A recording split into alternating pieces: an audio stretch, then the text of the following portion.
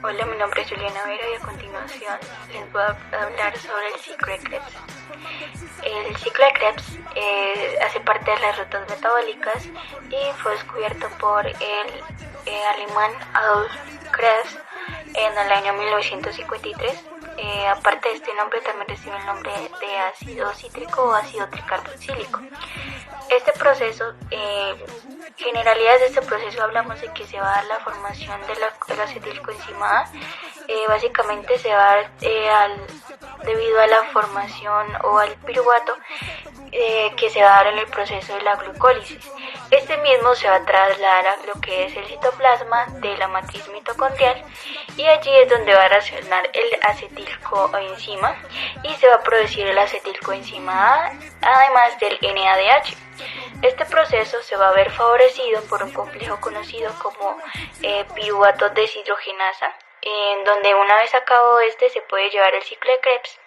Entonces se habla de que mientras en los procariontes se va a llevar en el citoplasma y este proceso va a estar constituido por 8 reacciones enzimáticas, en donde el ciclo de Krebs es básicamente constatado como un proceso catabólico, ya que pues también tiene reacciones catabólicas que hacen alusión a lo que son reacciones de oxidación, pero también es un proceso anabólico debido a que algunos de sus productos como el citrato o el malato se van a utilizar para lo que son la formación de ácidos grasos, colesterol y glucosa.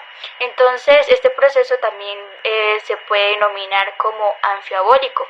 Además se define como el conjunto de reacciones que son responsables para la degradación del piruvato que se produjo en la glucólisis a dióxido de carbono. El ciclo de Krebs es también conocido como el ciclo de ácido cítrico, como lo había mencionado anteriormente. Esto también es debido a que está conformado por el ácido cítrico o por varios citratos en lo que es la primera molécula. Entonces esta se va a producir cuando esta se combine con el oxalacetato, y se habla de que en cada reacción de estas reacciones va a intervenir una enzima específica. Y de esta manera, por cada molécula de piruvato que entra al ciclo, se va a producir una molécula de GTP, 3 moléculas de NADH y una molécula de FDH2. Pero como el ciclo, como en la glucólisis se produjeron 2 moléculas de piruvato, ¿qué vamos a hacer? Se debe dar 2 vueltas al ciclo para darse la oxidación completa de la glucosa, es decir, en 2 moléculas de GTP, 6 moléculas de NADH y 2 moléculas de FDH2. Por consiguiente les voy a hablar de la meiosis. ¿Qué es la meiosis? Se denomina meiosis a una de las formas en que se dividen las células, que se caracteriza por dar lugar a células hijas genéticamente diferentes a la célula que ya las originó.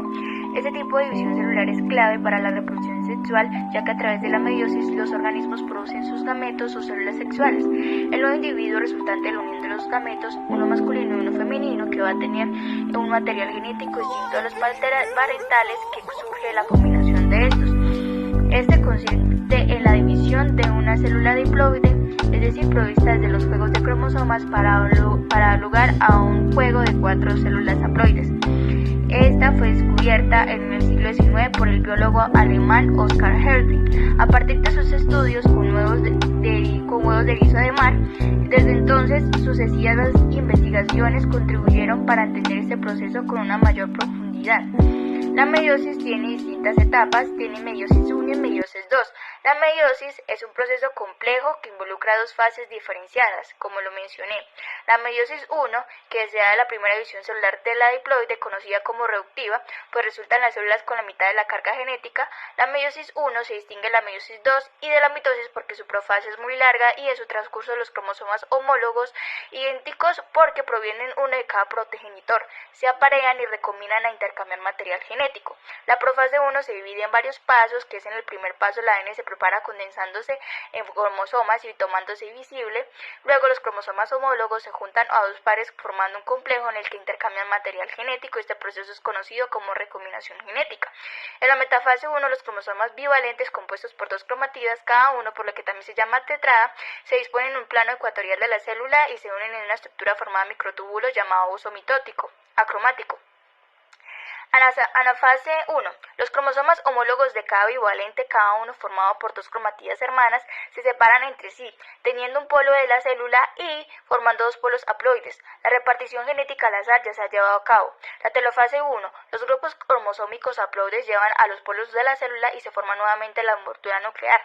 La membrana plasmática se separa y da origen a dos células hijas denominadas haploides. Meiosis 2, conocida como fase duplicativa, se asemeja a la mitosis y se forman dos individuos enteros duplicando el ADN. La profase 2, las células haploides creadas en la meiosis 1 condensan sus cromosomas y rompen la envoltura nuclear y aparece nuevamente el uso acromático. La metafase 2, al igual que antes, los cromosomas tienden al plano ecuatorial de la célula preparándose para una nueva división.